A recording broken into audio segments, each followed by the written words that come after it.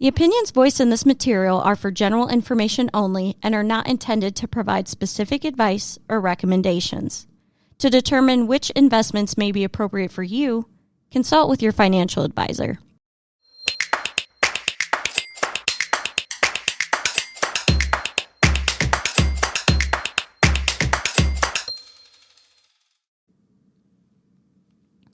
Hi there, I'm E, and this is Not Your Father's 2 Cents. The holidays are a time when a lot of people spend, even if they can't afford it. A recent Bankrate survey found 62% of Americans say they're behind on saving for emergencies. Meanwhile, only 1 in 5 Americans report having more emergency savings this year than they did last year. In times of higher costs of living and record high credit card debt, what can people do to ensure they don't overspend this holiday season? Joining me today is Kurt Scott. He's an investment advisor and president of Scott Financial Group. My first question for you, a lot of people feel pressured to go all out for Christmas. What suggestions do you have for those who might be tight on cash this holiday season? As far as, extended family, social groups, friend groups, even coworkers, I think a nice way to keep the budget lower is to suggest or to set up a secret Santa, a gift exchange. Sometimes people call it the white elephant, where you're passing around a gift, and you're buying one gift and everybody gets a gift, but you're not having to buy for everybody. So that's a real easy way to get 5 or 6 gifts that you would normally have to buy for each person, get that budget down to one gift, and it creates more of an experience. You can do that over dinner or, over drinks or just a holiday gathering, so that you're creating that experience, that fun time. Still get a gift. You still have the holiday spirit, but you can really limit how much you're spending on each person. Obviously, that probably wouldn't work for your immediate family, but when you have aunts and uncles and cousins, if someone's doing something like that, or again, a work party, those are a great way to incorporate some of those one purchase gifts, and then you can enjoy everybody opening up their gift. Yeah, I love that you talk about the work parties, because even speaking for myself, I think we're doing a secret Santa, and then we're doing this whole decorate your cube type of thing. So that can all add up, decorating your house and then decorating your space at work. And then if you've got parties within your friend group or parties, at work, that can add up. You get up to 20 or 30 gifts really quickly. Exactly. And then different places set different budgets, keep it under $50 or keep it under $25. So yeah, it can get overwhelming. Obviously, maybe secret Santas or white elephants don't work in every case, especially if you've got young kids. What tips maybe do you have for parents who might be feeling kind of stressed? We've dealt with that just in our family. We've got 14-year-old triplets. When it came to Christmas, we went from me and my wife to, a family of 5 like that. And of course, the first couple of years, they don't know what they're getting. But one of the things that we've always done is, and I think in my other clients that we've worked with about this, is really talk. It depends on what age your kids are, obviously. But talking about what do we need versus what do we want? If we're going to be spending this money around Christmas time, are there things we can buy for Christmas that could be used throughout the year to help soften the budget throughout the year? Examples that I've used in the past is, as our kids get into sports or they want specific clothing for school, could we incorporate, a new pair of, basketball shoes as their Christmas gift, and then they can use that, or a baseball glove, or whatever it might be, whatever activity your kids are going to be in.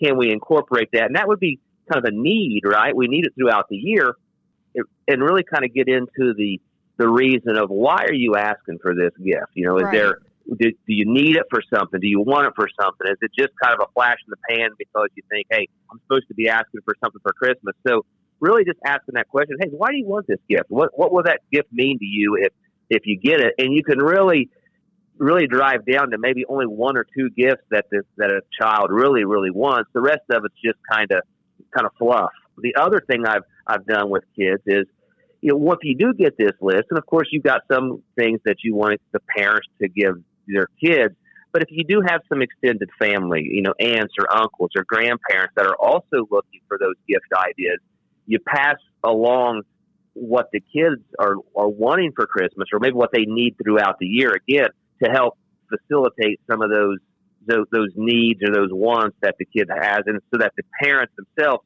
aren't stuck with buying the whole list, and then the kids are left getting things that they may not even wanted from extended family members. Yeah, that's a great point, because I think even with social media and just how much we see advertisements of people of all ages, like from stuff that's on little kids channels and YouTube and all of that, like it just, it feels like the pressure to just buy continues to grow, even though people are struggling even more to make ends meet, even taking advantage of the sales throughout the year. Because I think a lot of people kind of wait until like, oh, Black Friday's here, I have to go out and get it all done, when really you could be planning for the holidays throughout the year. So that way it's not such a burden when that time comes. Yeah, especially if you know ahead of time what might be. You know how fast your kids are growing. You know there's clothes out there, and so yeah, you can pick some of those deals up online or ahead of time. And we've done this in the past too, and clients have also done this. The grandparents are asking, "What do you want to get?" Say, "Hey, I've already picked up something. Would you just like to give it to them and you can pay me for it?" And what I find is when the extended family buy for a kid, they want to get something useful. They want to get something that the kids want. And if we can help take some of the burden of having to shop for find the perfect gift, and we already kind of have an idea and we can share it with them, it makes their life easier as well.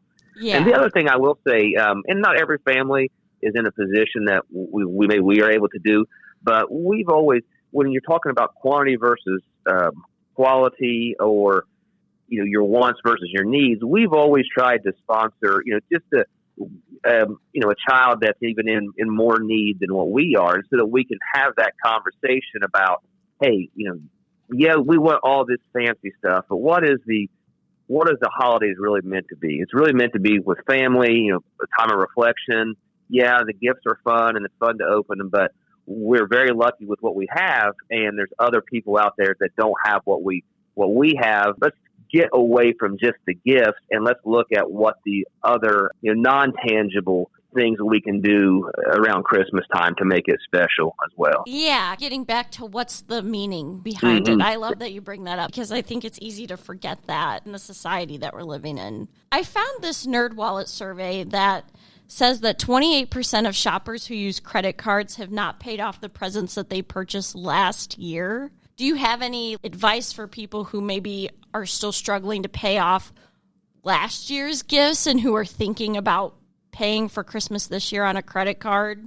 Yeah, I saw that statistic as well. And my first thought was, I wonder, had they accounted for inflation? How many of those credit cards would have been paid off if some of the extra money people have didn't get gobbled up by groceries and the price of fuel and things. So I would be curious to know if that's a consistent statistic, that 28%, or if it's just a one time because of the last 18 months of inflationary. But besides the point, it's still 28%. So we have to help people do that. One of the big things, and I have to give my credit to my wife for this, but we've used this and we've helped other our clients talk about this as well, is as you get new gifts come January, those new gifts need to go someplace, and they're going to take the time from other toys that kids used to have. So it's a really good time when the excitement about the new gifts are here to go through older gifts or go through older toys and say, hey, we don't use these anymore. Let's sell these to other people in the secondary market. And you're not going to get dollar for dollar, but you could get some money, an influx of money to help pay down a credit card that you use for Christmas. And it's a good time that I think you're looking for new places to put these new toys. You're going to be playing with those. Let's give somebody else the gift of buying something on a discount, at the same time being able to use that money to help pay off some of this outstanding credit card that we used last year. That's one idea. Another thing would be, if you're going to continue to use the credit card, is you really, I guess before all this happens, you really got to set a budget and find out how much can we spend. What Christmas parties are going to be the Secret Santa? Which ones do we have to buy for everybody? What is our budget that we can afford, that we know, okay, we can pay for some of this up front. Some has to be on a credit card. If it is on a credit card, what is our game plan to pay that credit card off? Are we selling something? Do we have enough in our monthly budget to pay down this credit card?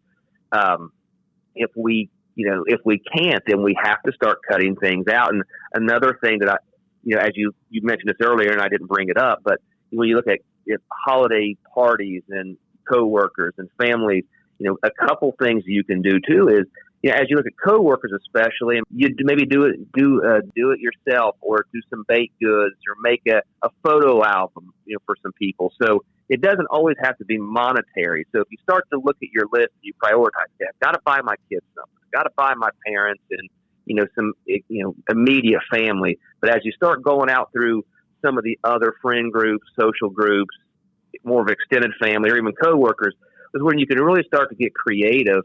Use some imagination. Say, gosh, maybe I could get them, a photo album of us, or I could just bring some baked goods to the office and share with that. Just write a note to tell them how much we appreciate them throughout the year. So there's ways that maybe we could keep the credit card down just by doing some more creative thinking with our gifts versus just going out and buying something. Yeah, absolutely. And when you're prioritizing that spending, do you think certain purchases work better on the credit card than others? Or maybe how do you recommend divvying that up when you're building that budget? Yeah, using the credit card versus not. Of course, so much is done online. And so most of that has to be done on either a credit card or a debit card, obviously. And you have to look at what your budget is compared to what your cash holdings are. And if you have enough in a checking account to use a debit card, then you wouldn't need to use a credit card at all. But I think when you're looking at credit card purchases, of course, the online purchases make the most sense because the credit card gives you more security over, just fraudulent activities. Yeah. But and most people, even myself, we use credit card for everything. But the idea is not to not use the card, or what you're going to buy with the card. Is what type of method do you have to pay that card off? Because inherently, credit cards aren't bad. They're very convenient. They can offer you some reward points, which is not why you would use a credit card. That's one of the sticklers I tell people. You don't buy something because your reward points. Those maybe are 1 to 3% of your balance. So a toy that costs $100 is still costing you $97 if you get 3% back. So it's not a free toy because of the rewards that you get. But there are some advantages if you set your budget, you know what you're going to spend, and you were going to spend that anyway. There are some advantages of the credit card just because you're not carrying, you don't take the chance of losing cash, getting it stolen. Right. I do think there is a psychological effect, though, if you do use cash, that you stick to a budget. Their study's been shown, and I'm sure you know who Dave Ramsey is and some of his philosophies about using the envelope system. Sticking to a budget is much easier, and that's one of the things. If you are using a credit card, you've got to be mindful. I know some credit cards do allow you to set alerts for your spending, and that's what you've got to be really careful of, is that if you are budgeting and you are setting a priority, and you're going to spend X dollars on the kids and X dollars on your spouse and X dollars on your family, that you need to stay within that budget, because using a card can be very easily to lose track. So it does take some diligence when you're using that credit card to stay within that initial budget, to ensure that you're not stuck at the end of the season with a larger balance than you expected. This is something that you kind of brought up earlier, was how, young kids don't really remember everything that you get them for the first couple of years. My parents even have some pictures of me where I'm just sitting in front of a pile of gifts and I'm 1 or 2 years old. How do you think maybe shopping for young kids, what are maybe some better ways to shop for them? Is it a good idea maybe to start a college fund or maybe do some investing? I know it's not aesthetically pleasing for your pictures on social media, but when kids are that young, they're not remembering what you got them anyway.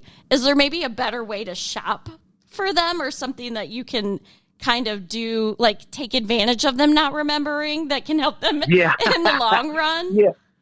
Yeah, and of course, college saving is great, but if we're setting up a college fund, but we're still running up credit card debt, Right. that doesn't make much sense either. So my thought would be is, hey, when you look at your the priorities of who you're spending on, if you've got a 6-month-old baby, they're just not at that top priority. So in order to keep the credit card lower, you're just not spending the X number of dollars you would on a kid that has no idea what they're going to have. Now, the good thing is a kid that size, a big stuffed animal toy that you get a nice picture you can put on Facebook or something like that. Those won't cost you very much. When you get into those teenage years like we're in, and they all want new phones, or they want an iPad, or they want $150, track shoes. Those are the years that you really can't. You have to prioritize the kids as maybe some of your top spending line items versus a kid 1, 2, 3. Probably when you get to the 4-year-old, they start now wanting things. But those first few years, yeah, if there was extra money in the budget and you hadn't used the credit card for Christmas, then yeah, throw some money in a 529 college plan. Do something, and even as they get older, you can still do that. You can still, if there was room in the budget, and you could actually get your kids involved and say, hey, we've got $100 this year. We're going to let you pick the stocks that you want to have, and give them some of the ownership over that, and let them say, hey, what things do you use right now? Do you use an Apple phone, or do you wear Adidas tennis shoes? Would you like to invest in a company that you are using right now? And so that's something we've done with our kids is we do some of the funds that we've given them. We've allowed them to pick the stocks, and they have to do a little research on that. And of course, I have some background. Not every family would have that type of background for that, but it makes it fun so that we're not just throwing something in the savings. We're actually saying, hey, you get to pick this, and we can watch this grow together. And so it makes it more of a gift than it is just a savings account. Right. Plus, what a great way to introduce them to personal finance even. For maybe people who overspend this season and January comes around and they're like, oh, no, now I'm starting off the new year in a hole. What do you have any advice for how to maybe rebound from the holidays once January comes?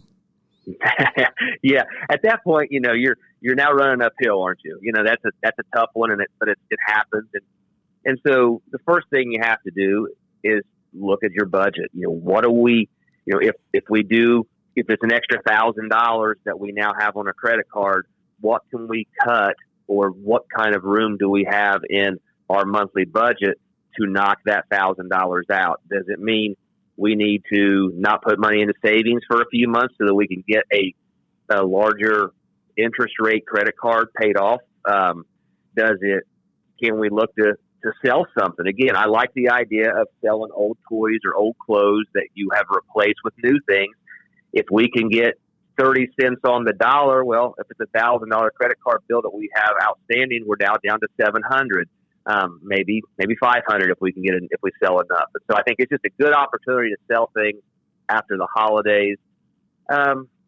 You hate to say work overtime or pick up a second job if you have to. So you don't want to do that because that takes time away from your family and stuff. But if you can look at, if necessary, you may have to do that for a short amount of time. Yeah. But I like the idea of saying, what can we cut out? What is, again, back to the original question, what's a need versus a want? And I think, unfortunately, I'm guilty of this. Our society as a whole is that line between need and wants are very blurred right now. And if we could get back to really seeing what do we need? If we don't need it and we just want it, could we just want it for 6 more months and get the credit card paid off? Especially even too with like impulse buying. I think when you're out and about, you how many times are we running into Target or Walmart and, I'm just going to get one thing for dinner tonight, or, and then you start looking around or you see deals and then you're buying when you maybe didn't even originally plan to or didn't even have it factored into the budget.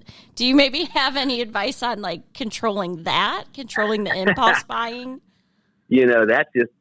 That's just hard. It really is. And credit cards make that so much easier. If you had an envelope with cash and that was your monthly budget for groceries, you don't make those impulse buys quite as much. There's just not a good way to stop that. It just takes some training. It takes, you've seen. I've never tried this before, but as you were asking that question, you wear a rubber band around your wrist and before you make it, a purchase outside of what your lists are good. You go into a store, you make out a list before you go in. You deviate off that list. You got to make it painful, right? So again, the snap of the rubber band on the wrist. Okay, so snap out of this thing. We don't need this thing right now, and maybe something as simple as that could help. But that's hard. It's just so hard. Impulse buying with a credit card. It's just so easy. You can justify it being a need when it's really not a need, and I'm as guilty of it as anybody else. Yeah, it is. It's so hard to not impulse buy when everything around us makes it so easy. Even back to online shopping, like if you've got your credit card information saved on Amazon and you've got Apple Pay set up, it's literally one click and you could have a whole shipment of orders coming in, when by tomorrow, you'll have it tomorrow. Yeah. When you didn't even plan for it. I like to wrap up the episode with like our 2 cents, but really it's your 2 cents. So what is your 2 cents when it comes to doing the holidays on a budget?